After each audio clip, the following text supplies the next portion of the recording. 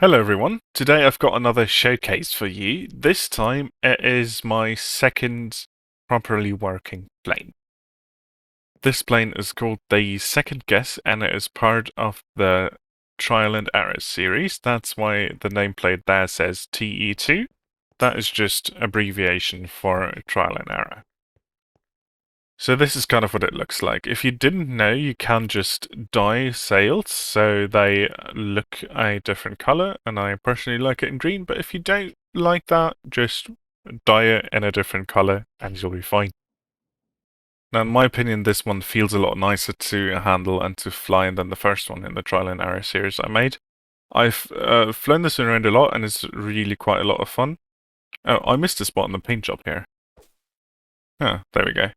Okay, now let's take a look at the inside of this. You can just get in via this ladder on the right side. And this one again is powered by a huge diesel generator from the mod diesel generators. To get some fuel into it, make sure the lever on the engine is flicked down. So the docking connector at the top extends and connects to your infrastructure. And then when everything else is disengaged by flicking that lever as well, you can just crank this, get a bit of diesel into your tank and into the engine.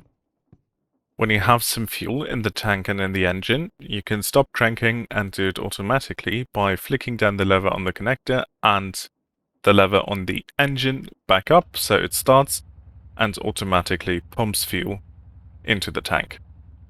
Once you've got all of that out of the way, the engine is running, there's diesel in the tank, you can pretty much just take off.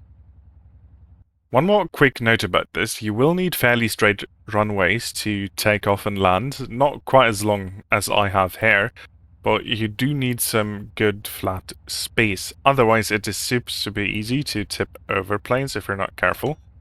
So for that case, I have installed a trapdoor on the top to get out more easily if it's flipped over that way. So you can just kind of jump and close it to get out. And sometimes it just helps to break the door as well to get out if the hitboxes are a bit weird. To start going forward, you can press space so the propeller starts and you get some thrust. Then you can press S to sort of go up with the elevator flaps in the back. A and D to roll with the ailerons. And I have bound both Q and E for the rudder in the back, and also left and right arrows. Or the other way around, right and left. But you can just invert that if you want, if you don't like this particular type of control. I always invert my up and down, so you press S to go up and W to go down. That's just personally how I like to fly planes. And yeah, this one feels a lot better in the air than the first plane I made. At a certain height, you will have to start gently correcting the nose up, because the lift just won't be enough, or thrust just won't be enough because of the slightly lower air pressure you get as soon as you reach certain heights. So at some point, the plane will just stop climbing properly. Take the following with a grain of salt. I don't know if this is actually true, but I have read a few posts on Reddit, and someone in my comments said the same thing as well. Great Aeronautics seems to calculate the lift in a bit of a weird way for the wings, so for the sails.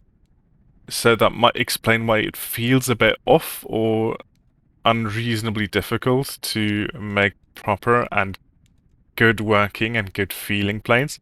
That's why we have all of this wing space here dedicated to the sails. But as I said, I don't know if that is true. There is a mod that patches this. I will have to take a look at that. I haven't checked it out yet and try and build something with that. I think it would be really interesting to sort of get something done with that and see if that works better than without it.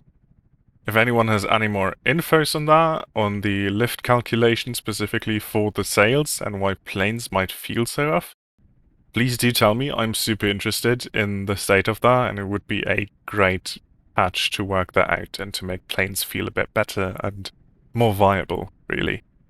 Anyways, if you've liked this video, and this build as well, you can find the schematic in the description. Feel free to leave a like and subscribe, it really helps out a ton.